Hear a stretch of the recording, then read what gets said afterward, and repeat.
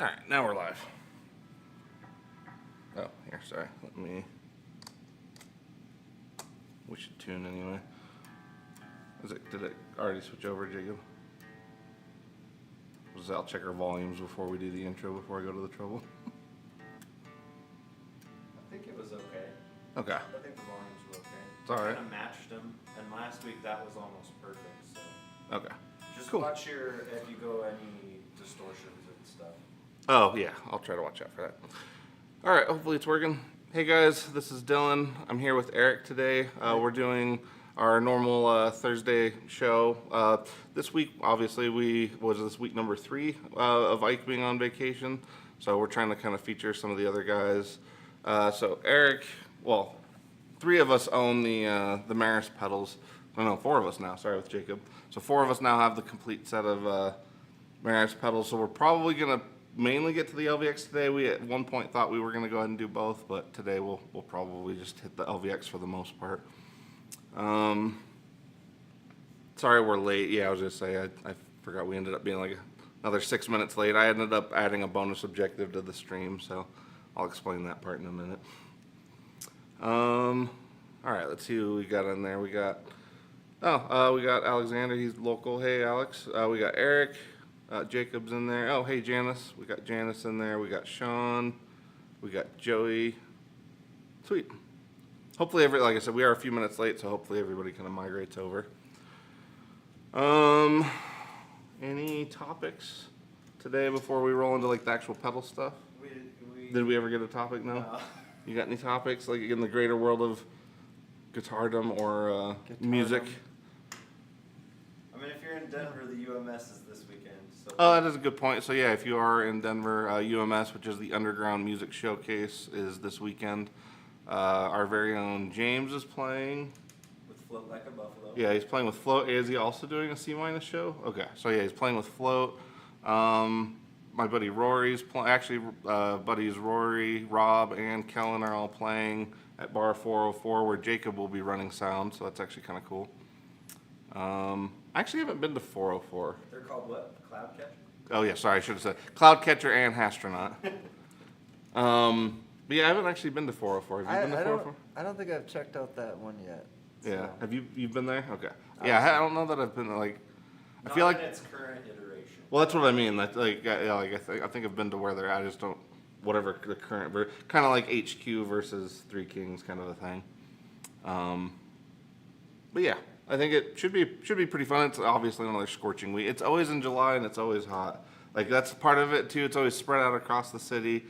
And parking ends up being hard, so I always have a hard time like making the logistics of UMS work. But I went the first summer I moved here 2 years ago, and it was pretty cool though. Like, yeah, as a new person to town, like I got to experience all the venues.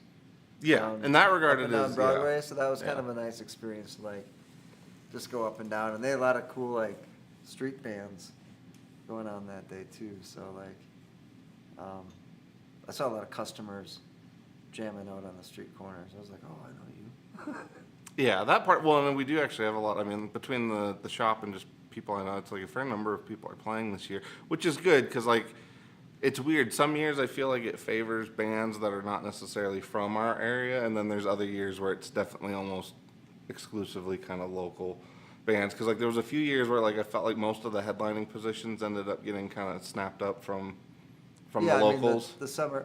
From locals or? Yeah, no, I was gonna say a couple of years I've felt like there's a few times where like the locals didn't get to necessarily headline, and to me like that part bugged me a little bit. But yeah, I mean I got turned on to it because like 3 of my current favorite acts were all playing the same day, and I was like, well, that's a no-brainer. That is pretty good, yeah. But none of them were from Denver. Yeah. But I did get to see a lot of cool like new Denver bands, and again that was like just me being here for like 2 months, and I was like, oh, this. Well, I remember, I think the first year that they did it and I went, or maybe it was the second year that they did it, but it was better in that regard of like they had most of the bands that were from out of town were all slated to be earlier. Okay. And then all the locals got more of like the prime time. Yeah, slots. which I thought was good because like the idea was to kind of showcase some of the Denver acts that people might not necessarily see if they weren't already kind of looking for them, but But yeah, I know a lot of bands from like Southern Colorado are actually showing up for this one, which was interesting. There was a few guys that were in town the other day that were playing, and I think they were from like La Junta, which was kind of interesting. Yeah, we don't get a lot of people from like the southern side of Colorado too often. I'm trying to think. Oh yeah, I think if anybody cares for an Ike update, he's apparently driving through Missouri right now. Okay. He went to Hannibal, Missouri, apparently the birthplace of Mark Twain, and he said that was about the only thing that was going on there. So there's your Ike update. vacation update. Yeah, vacation 2024 update. Yeah, he made it with his family a little longer than I thought he was going to, actually. Because usually he always says, like, after about 5 days is when he's kind of maxed out. Well, he sent a text 5 days. saying Yeah, that. but he made it longer than that this time. So, Right. yeah, he did it pretty good. Apparently, though, the food was pretty enticing in terms of keeping him around, which I understand. It was actually funny, though. I don't know. Have you talked to him since he was back? Or since he was over there? No. Okay, because I was going to say the last 2 times that I talked to him, the accent was a lot thicker. And it's like I always have fun when his accent gets dialed up a couple notches. I love it. It's just because it's already funny, but like when he goes into full New York mode, it's a little Yes. different. Yeah, It'll be fun to have him back. yeah, To hear it. yeah. I'm sure it'll be a ton of stories about food for sure. That's usually the focus. Which I get it. I mean, that's for him. That's going back to, his home turf. Yeah. So, trying to think of anything else. Oh, John Mayle passed away. Oh yeah, actually, it on looks like Eric Monday, Lucier. I think. Oh, so yeah, John Mayle and the Blues Breakers. That's too bad. How old was he though? I mean, that's a pretty good. Not sure. Yeah, that's a pretty good run, especially for. Did you see Eric Clapton made a post where he said, It's an Rest in peace, R.I.P. John Mayer. Yeah, John Mayer. Yeah, that shit was fun. I was trying to figure out like when Jake sent that to us, like what happened, and then I was like, oh okay. I'm like that makes much more sense now. But when it said rest in peace, John Mayer, it was like, wow. It's like, is he threatening him? I'd watch that cage match. Old ass Eric Clapton versus John Mayer. The only weapons they get are strats, I guess. Yeah. oh, that's quite the weapon. Yeah.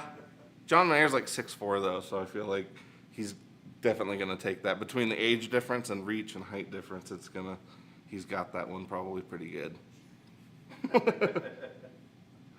Oh, Driddle's watching. Hey, Driddle. I don't know if he's in town for any Texas Toast stuff. I think he was recently, maybe. But yeah, no, that is pretty sad. But like I said, pretty good run for that generation, to be honest. All right. Well, then I guess we may as well roll into it since we started a little bit late. So today, right now, we've got the pedal cam on. We'll probably end up switching to our, I guess we'll call it the PC cam for the editor for the LVX. Eric has not actually gotten to try the editor yet. Obviously, he's kind of our chief proponent of the LVX and Meris stuff, but he hasn't actually gotten to try the editor yet. So, yeah. So Eric's got his tattoo right there. So yeah, I think we're gonna go ahead and mainly, like I said, get to the LVX if we can get the Mercury in too. Cool. Right now, if anything, maybe I guess I'll let you guys vote. You want spring or plate for like our reverb to start? I like a plate. Okay, yeah, I was gonna say I prefer plate, I'm a but plate Okay. kind of person. I mean, I'm a human kind of person, but Right. are you sure? I was gonna say. All right. Obviously, if I pepper anything else, it'll be via the switcher, so you're probably not gonna see us like actually hit a bunch of pedals. For anyone who's unfamiliar with the LVX, I guess I'll let you give them a good breakdown since. Me? Yeah, It's the greatest thing ever made. it is. It's so it's a delay modular unit, which is nice because like at its core it's a delay pedal, but after that there's a dynamic section, a preamp section, a filter, a pitch, and a modulation section. And those give you the ingredients, and you can put any of those things either pre, post, just the feedback loop, and you can essentially kind of create the effect that you want to have on there. Yeah. Yeah, I feel like it's also good for even just learning how certain effects are achieved, because it's kind of like you get the ingredients, and once you put them in the right order, you end up pretty much getting Yeah, and so, like, the similar effect. yeah, and like we're all kind of going through and like playing other things, and well, you had to listen to it for a couple months before you Yeah. actually got to play it. And where I Yeah. was like, the LVX can do that, and like it was probably annoying, I'm guessing. But Well, that part's only, I wouldn't say it was annoying. It's only like frustrating once. Well, it was frustrating because I didn't get to try it. Then once I tried it, then it was like, okay, yeah. Oh yeah, you're right. Yeah. On there and stuff. Well, too. now too, because like, what are we, 2 years into it now? Pretty Almost, much. yeah, we're coming up 2 And I feel years. like I still like pretty much every week. I guess because we all talk about it as a group, but I still feel like every week I find new things, or it occurs to me that it could do something else that we haven't tried to do yet. Yeah, I mean, you and I think especially have spent a lot of time trying to like, not necessarily break it, but like find its weakness, and we're just like, no, it can do that. Or like, Yeah. oh. Yeah, every time we keep trying to stump it, it seems like it usually, especially with the editor now, I would say like a lot of things have become a lot easier to understand. 'Cause like even like the thing the other day when Goots and I were trying to see if it could do an echo rec, at one point while we were doing it, I was like, well, maybe this is actually something that it has a harder time doing, only to get home, mess with it a little bit longer, and find out, no, not only can you do one echo rec, you could technically do two of them if you Right. wanted, and you could hard pan them to either side, or you could even get the two to to basically Right. go back and forth. So yeah, it's one of those things of like every time you think you've kind of stumped it, you probably haven't. You just got to figure out how to do it in the context of the pedal. Right. And the thing I love about it too is that it's not a ton of menu diving. Right. It's just merely like putting a few ingredients together, and then after that, like, and then you kind of find these happy accidents. You're like, I didn't know I could do this, but it's quick and easy. Save that, and then just keep moving on Yes. from where you were, and not have to like start from scratch or do anything else. But yeah, it's just, I mean, it's just a wonderful piece of equipment. Well, it is. It's honestly too, because like I mean, you guys obviously can see some part of the board, not all of it, but it's one of those things of like, out of all the stuff on my board, most of it stays mostly the same at this point. It really is the LVX and the Mercury now that are like, those are the big variables. The rest of everything else, I've pretty much got dialed to do what that does, and anything else I can't do, the LVX and Mercury can certainly do that. Because like for me, like it covers all my vibrato stuff, some phaser stuff, flange. I use it for compressors, obviously reverb and delay. But it also covers great preamps. I haven't made like a fuzz setting yet. I mean, although they are pretty fun whenever I've dipped in. Because like if you go down to like 1 or 2 bits, not like the full-on bit crushing, Yeah. it does actually do a pretty mean fuzz. I guess we could kind of demo that here at one point, because that's something I haven't really, focused on yet. Main thing I think too, kind of like we've all talked about with the way that they released it, I think the presets that they put out at first, they're good examples of what it ultimately can do, but it's not necessarily the easiest way to showcase to somebody else who's new to that type of pedal. It's not necessarily the easiest way to show them, like, it can cover the very, the vintage stuff. It can cover like the very kind of, subtle stuff, or it can be as wild and, crazy as you want it to be. Right. But I think a lot of the presets, kind of like Jacob was saying, it's almost like you end up getting, or even I guess we've kind of used that version of like, describing it like paintings, but it is almost like you're getting a whole bunch of finished paintings rather than like seeing somebody actually do it. Right. Because it's like you're getting this crazy thing of where you're looking at it and you're like, oh man, I'll never be able to do that. Whereas like I feel like if they put in a few like Bob Ross settings or something, it would make it a little easier to where regular people would be like, oh yeah, okay, I can do that. I can get along with that. Yeah. No, I will say like, yeah, I just didn't really get a chance to play mine for a few months because I was out on tour and stuff like that, and the LVX was not fitting Yeah. for that group. But like coming back to it and like revisiting just some of the factory presets was a lot of fun on Yes. there too. Like I kind of fell in love with a few new things too, and it's one of the more like inspiring pedals too that I think I've played where like It is, yeah. you just can sit and play something and hear what it does, and like that'll inspire some sort of creativity, just Mhm. to like. Yeah, I know what you mean. Like it elicits different playing or different things from you rather than the other way around. Right, and that's Yeah. always been like one of my. I had somebody in an interview once ask me like, "What to you makes a great pedal?" And I was like, "Something that makes me rethink how I play."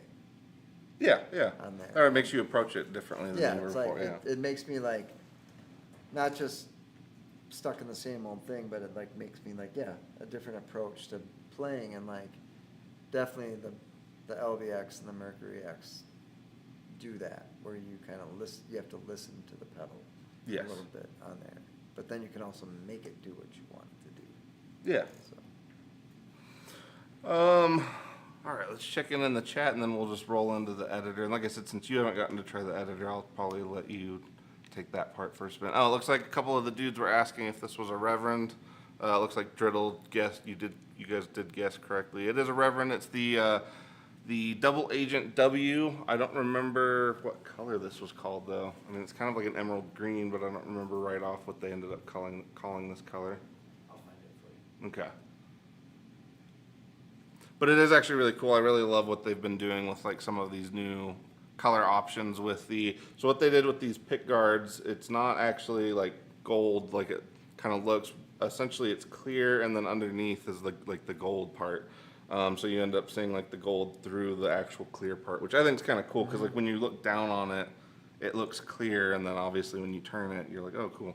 And I think it's a good contrast because we have this one and we have the other one that's kind of more of like kind of like a Lake Placid blue, because Lake Placid's kind of the sparklier blue, right? yeah, Maybe it's a little lighter though than Lake Placid.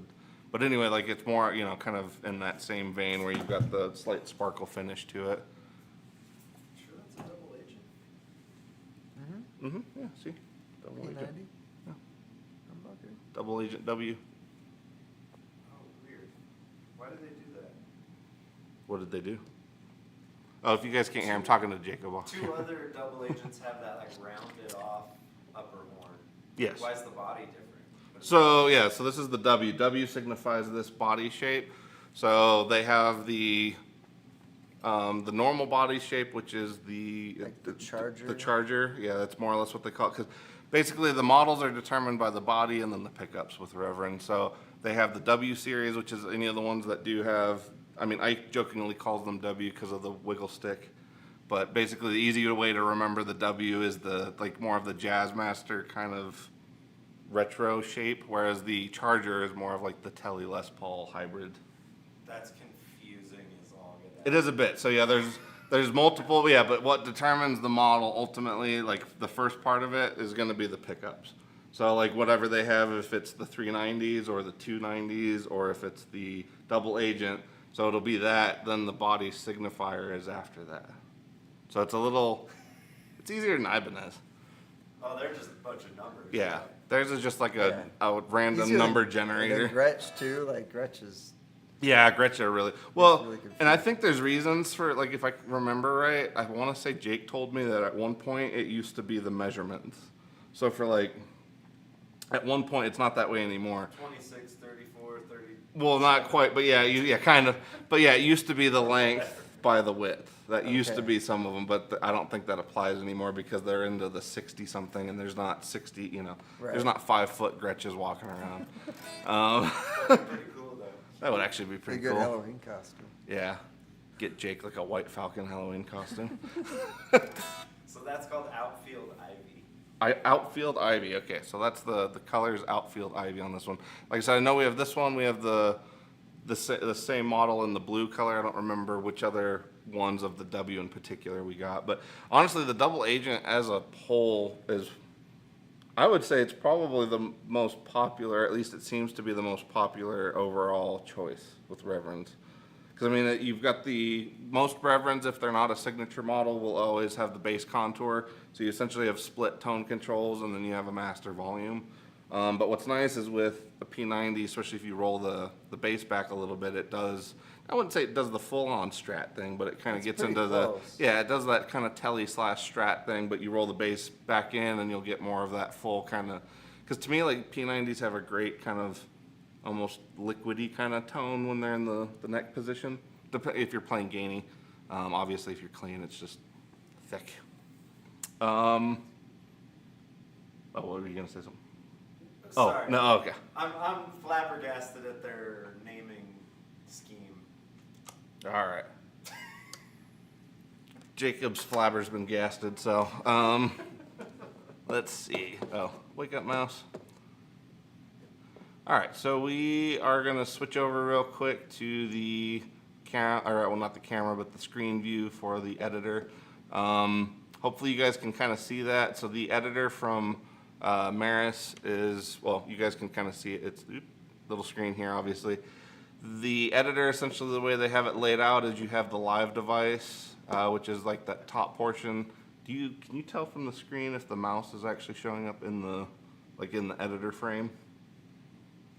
Oh yeah, because we got the 8-second delay.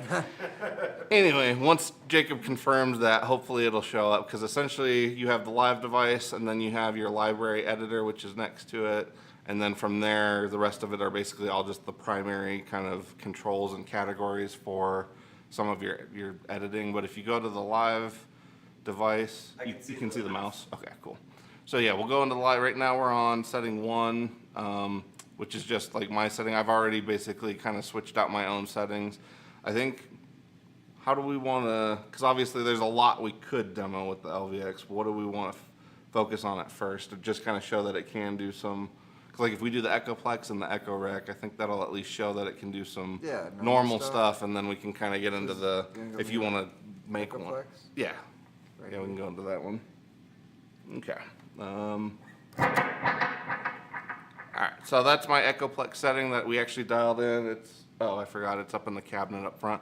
But we actually did dial that in with an Echoplex A-bead, so I got that one about as close as I could, at least within the room, and I still think it's a pretty good one, because even MJ and Gordo, whenever they need like a good tape delay, they've kind of been going with this one, but.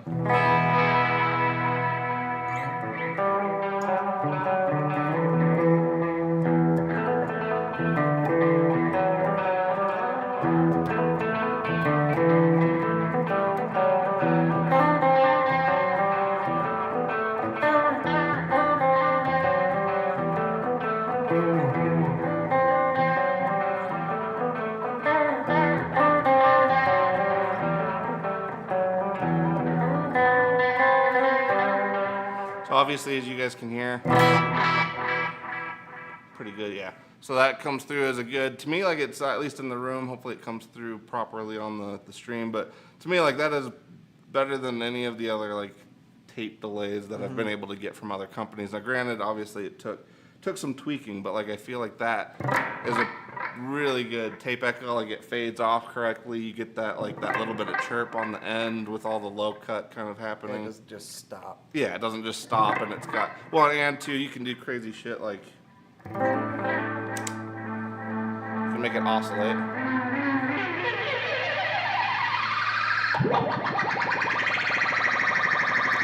You can do stuff like that, which is really fun, and I feel like it reacts really, really well to that. Like it, to me, like that sounds like a tape like whipping back and forth. Where's your Echo? Scroll down. I think it was in the 60s range.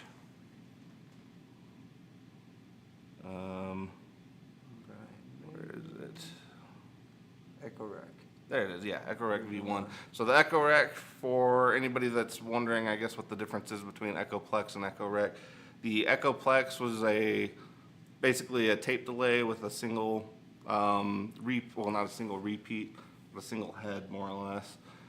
So you would only get one reference for the delay, and then that would, obviously, depending on where you set the intensity, that would change how many repeats you got, but essentially it was just the one reference and then your main original signal going through, whereas an Echo Rec actually has 4 different heads that are spaced along a magnetic drum. They used to be, I can't remember, I think they used to have multiple drums. The current one that's out now is basically just one drum with 4 heads kind of located around it.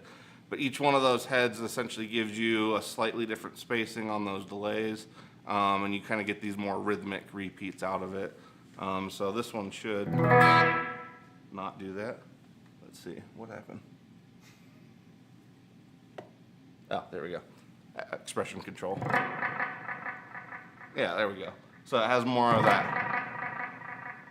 Yeah, which you can kind of hear. It almost has kind of, not really a gallop, Yeah. but yeah, it kind of has more of a rhythm repeat to it.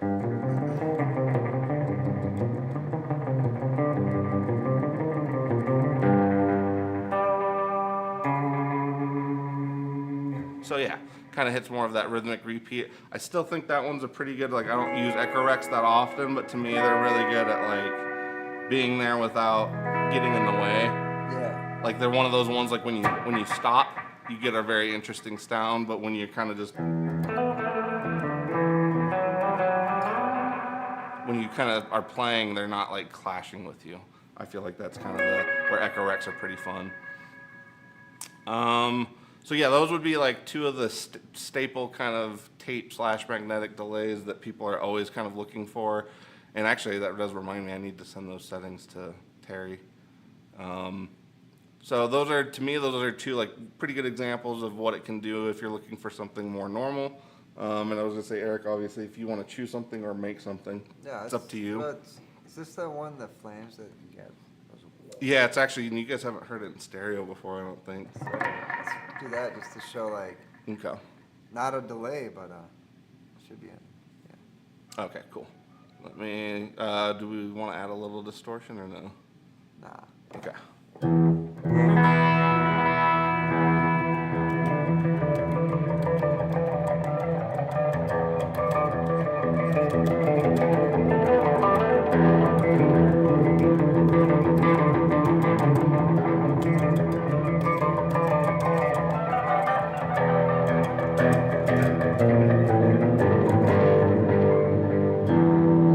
Yeah, I feel like,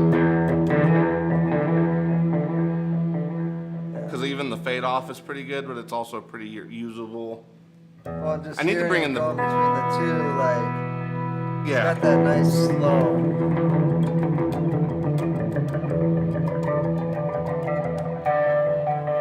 This one's kind of quiet. There we go.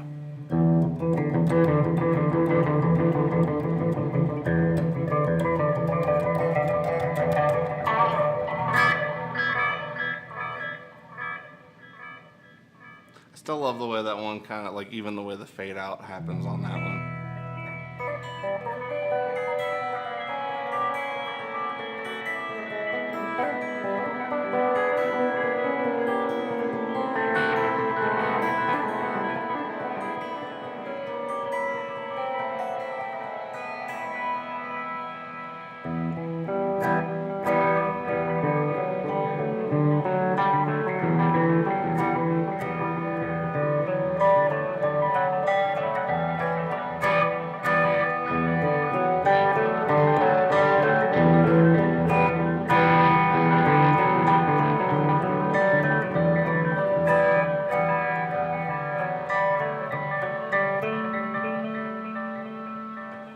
Yeah, that one's still one of my favorites. Let's see what else you got on your. I have some of what they left, and then I've got some, because like the Tokyo 1984, that one's probably one of the weird, that's probably the closest one I've got to like a synth sound from just the LVX. Yeah, let's hear that.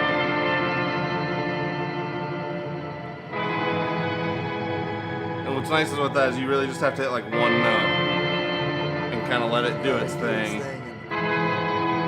Yeah. So for everybody wondering, like this is literally just the LVX.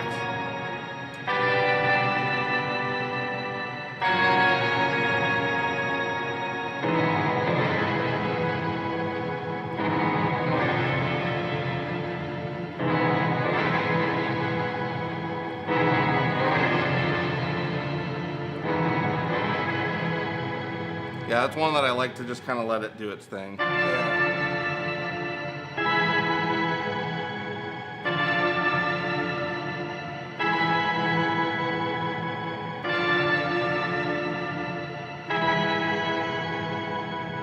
And for some reason, it reminds me of like shows and things and sounds from soundtracks from like Japan in the 80s. That's why I named it Tokyo 1984. But it just kind of has that, you know, like background. It's got that like old Blade Runner. Yeah. Yeah. Because that's one like, because I think I have one too. Like anybody, if anybody watched like the vintage Star Trek, like the original one, go to, I think it was Talos 4 was the name of the setting. There, oh, wait, I think there it is, yeah. So this one, instantly, tell me this doesn't immediately take you back to like a Star Trek episode. Yeah. Right? Like instantly. Reminds me of Batman or something. Yeah, exactly, instantly. And next time, Yeah. On the next thrilling episode. Yeah. will they be able to get out of this crazy predicament? Yeah, like instantly takes you. And again, this is just this pedal. Nothing like, and I mean, I know obviously people think of like delay, but it's like, that is so much more than just delay. Delay. Yeah. Well, I like which sitar one should we show them? Sitar 2, I think, is the one that's kind of the closest. Yeah, because what's fun with that one is usually, so I'll use the hold setting from the Mercury. Actually, let me go back over. Because what's cool with that one is to like get a note frozen.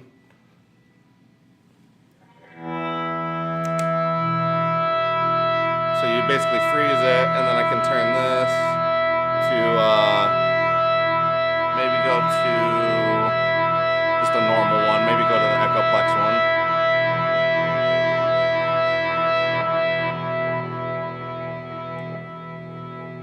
It is still hold, yeah. So the hold sounds like it's getting quieter though, doesn't it? That was weird. Yeah, go back to the sitar, I guess. That was very strange. Oh, maybe I didn't hold it. That was why. Sorry. Yeah. Does this need to be on? Yeah, it should be doing that from there, but okay. So there's the hold.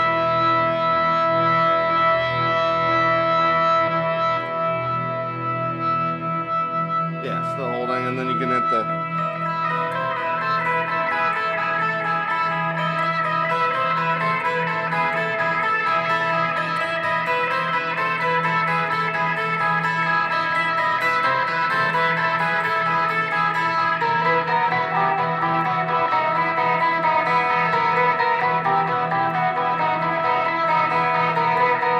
Actually, I have another one too. Go to setting number, I think it's 98. That was one where I tried to make it sound like a, kind of like a Middle Eastern horn. Oh, that's cool.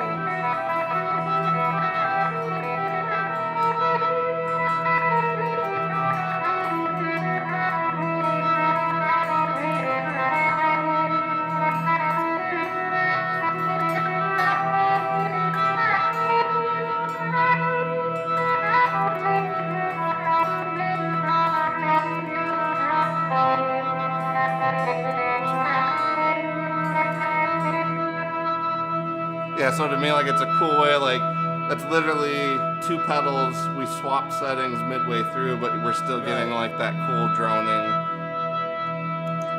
droning effect. But, like, to me, the combo of the two is where, like, things really do get pretty interesting. Because, like, this setting on its own is kind of, it's actually made with a reverse. Right.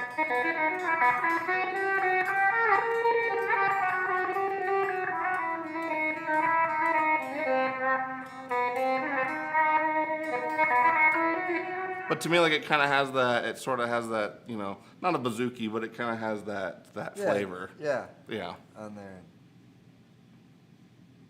That one is pretty cool. I always liked the you kept it too, like Oh, the glitch grain one? Yeah. Yeah, that one's a fun one. Is this one of mine? That 317? Yeah, that was the one you made March 17th.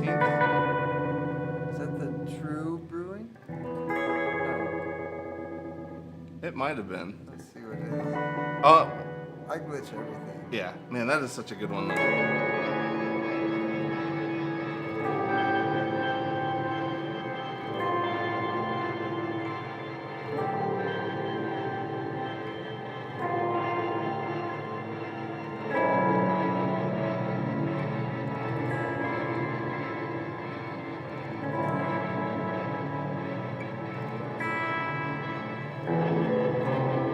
Yeah, that one's weird because it's got like a weird out of pitch kind of vibrato-y thing going too.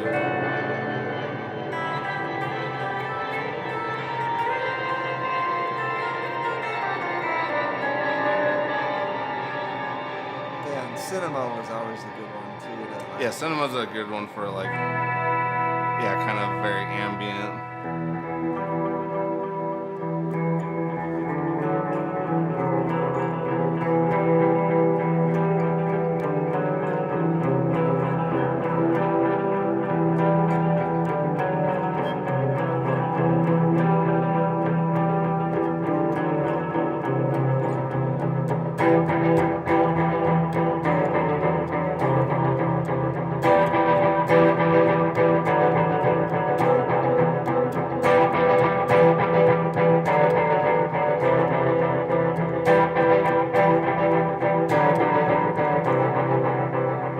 That one's a really good one. Especially that repeat's pretty great. Well, and I like how it does get very reactive on your playing. Like when you're picking harder, Yeah, the way it jumps, some like of the those repeat get a little more jumps. Yeah. distinguished on there.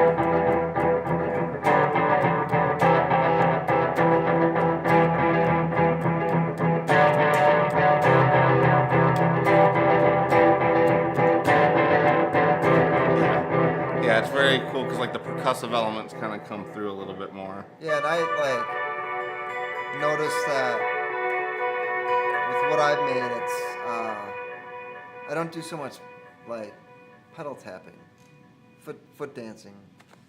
Well, yeah, 'cause, like, to me- because it's all like that preset. You can assign everything, either like the expression with the pedal or like just on an envelope, so how you pick. And Well, and I would agree because like to me, I feel like the ability to just dial in a complete, and I don't mean a sound, like sound's such an ambiguous word, but when I'm saying sound is like an encapsulated sound. So like if you're specifically looking for like all of, like all of the modulation stuff that you would want to establish to kind of have a vibe with something, to me, like you can get it all in one shot with this rather than like having to take like a phaser, a delay, a reverb, all this other things and put them together to get that sound. You kind of get all of it in one. yeah, you can put one everything, shot. and you can like customize it to what you're looking for. Right. It's like Because it's more of an amalgam of the effects rather than just having all these individual effects paired together. yeah, like I mean, I love the bicycle delay from Catlin Bread. I like I had a Moleko Charlie Foxtrot that I loved, and they're just these really cool, weird things that did all that stuff. But like, and you kind of want to sneak them into your mix, but sometimes it was just like too much Right, on there. right. And with this, you're like, oh, I can like, it's like taking your like friend that's like pretty funny, but sometimes out of control, and be like, you just sit in the back. Yeah.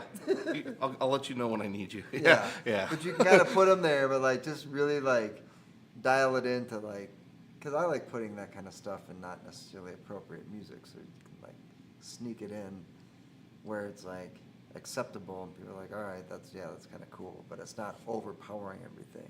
Yes. Yeah. As whereas like, and you don't need to have like 6 pedals to make that weird sound that you're looking for.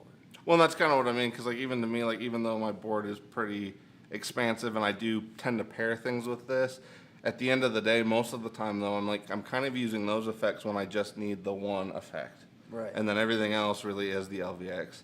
The only thing I would say that sort of changes with that is when I'm using, because like the C4, like I do really love to occasionally dial stuff in on the LVX with like the sequencer from the C4. Yeah. So like sometimes I really do end up having fun with that. Because like at that point my board's almost playing itself, which ends up being kind of fun. How are we doing on time? 8 minutes. Okay, that's quick, and I can kind of show that, and we can get back where we were. Because like with the C4, let's see.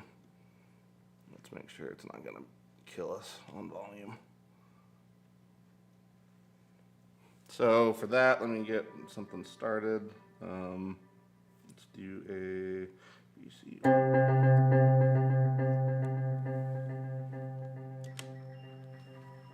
All right.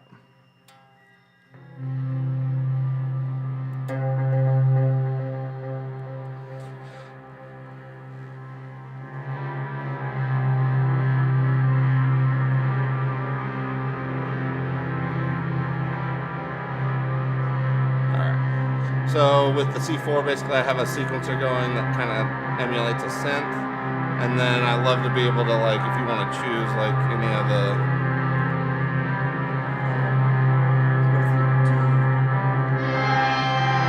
that one doesn't work as well because it's trying to track. There we go. Yeah.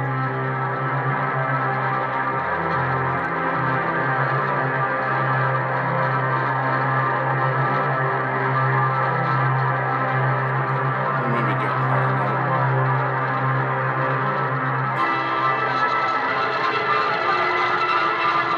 Too high.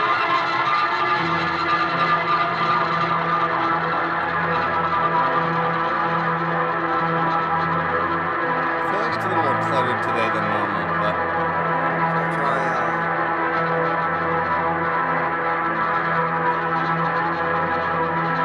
vibro mod. sure.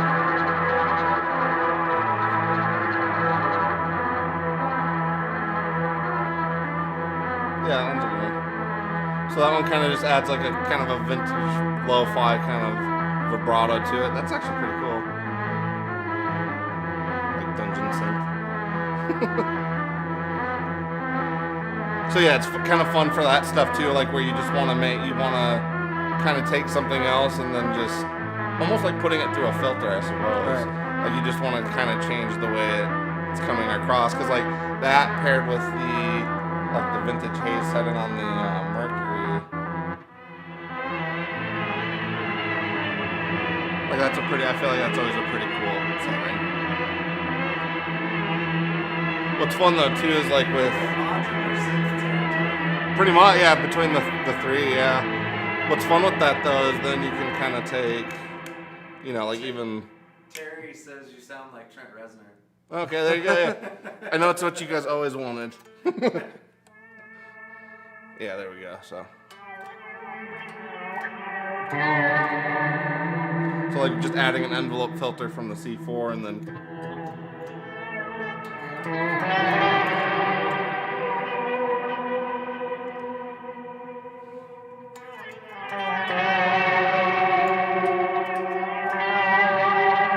I always forget. I think the vintage haze setting has like a slight, what do you call it? Like a slight gate to it. Yeah, I noticed that one too when I was playing with it. Yeah.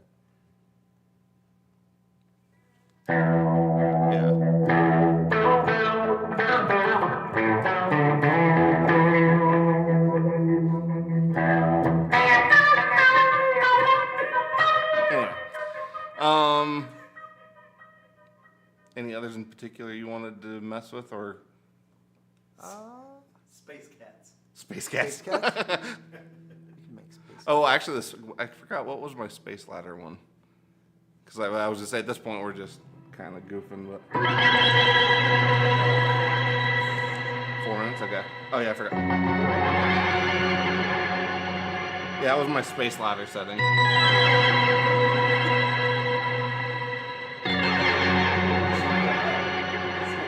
Yeah, well, and that was what I remember when I was telling you, like, I was having a hard time getting it to only go so far. Right. This is kind of what I was talking about. Because it's like you hit this and then it just, yeah, but it doesn't return.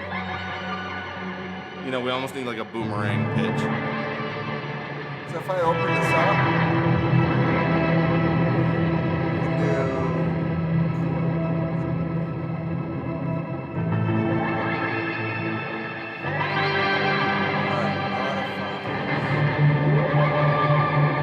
And just so everybody's clear, right now it's just the LVX. That's the only thing doing anything right now. what if we did?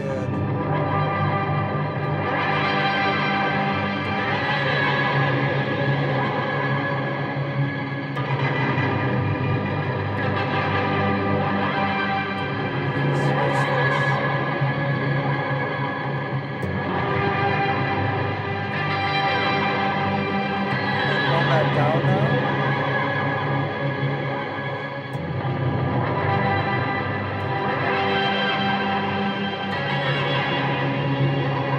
Can't tell if it's going down or not.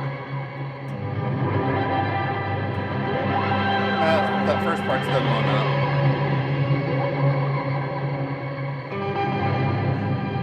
So the left is going up.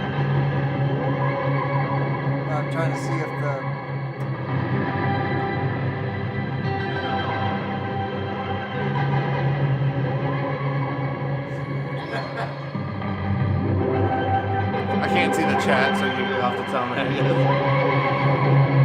Terry said it sounds like you got bad produce at the dispensary.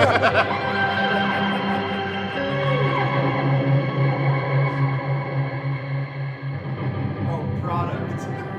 Oh, produce works as well. Product, same Yeah. thing. In their line of work. What's this?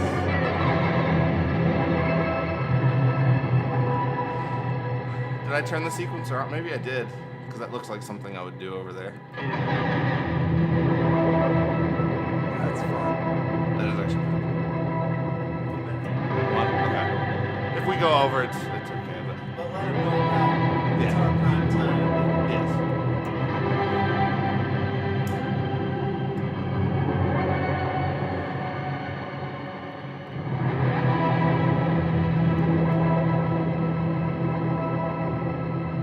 So it's kind of moving a little bit more. Yeah. That is actually really cool.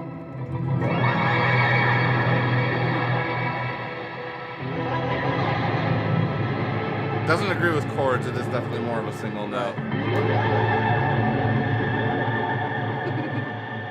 kind of like waves. Yeah. Like it's big and then it's like it's fine.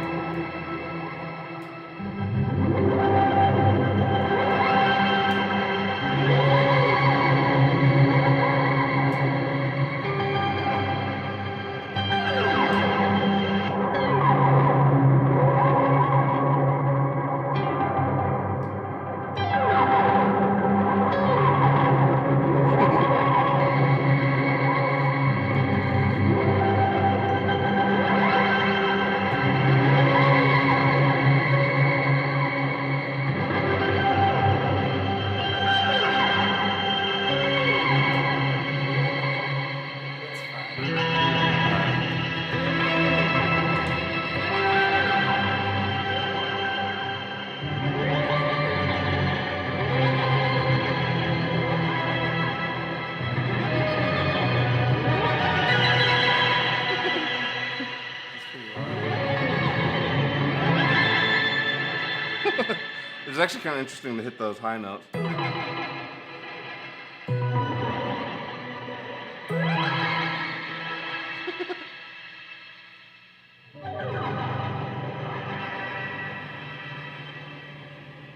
Yeah, I gotta actually figure out what that pedal is that was the copper one.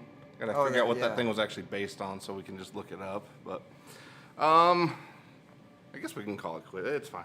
People are probably getting bored anyway.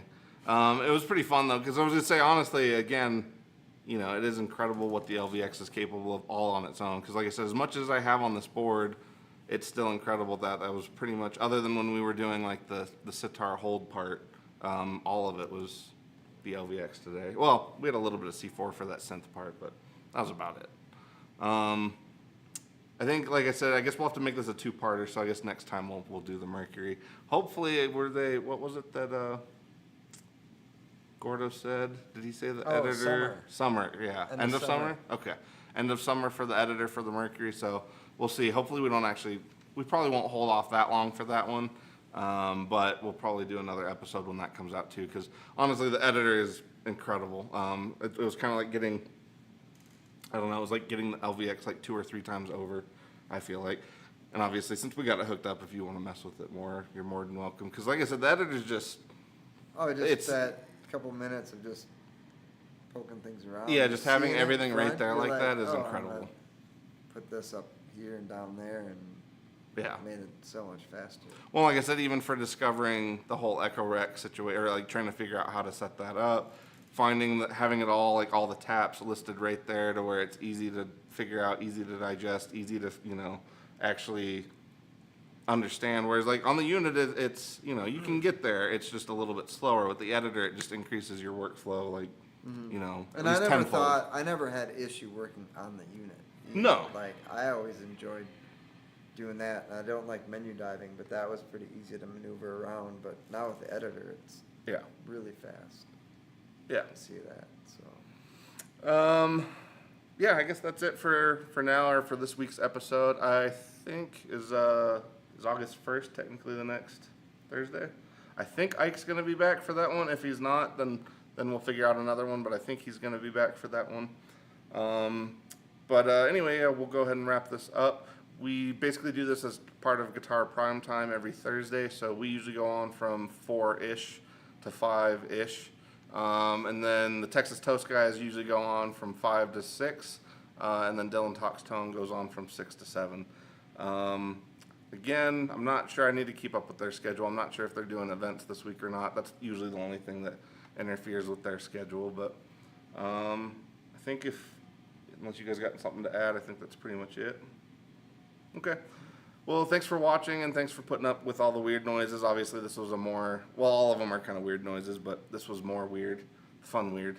So thanks for watching, and if you guys need any, we actually do have, we don't always end up, because we actually do sell through these pretty good. We actually do have the LVX Mercury in stock right now, so if you guys do want them or are interested, please let us know.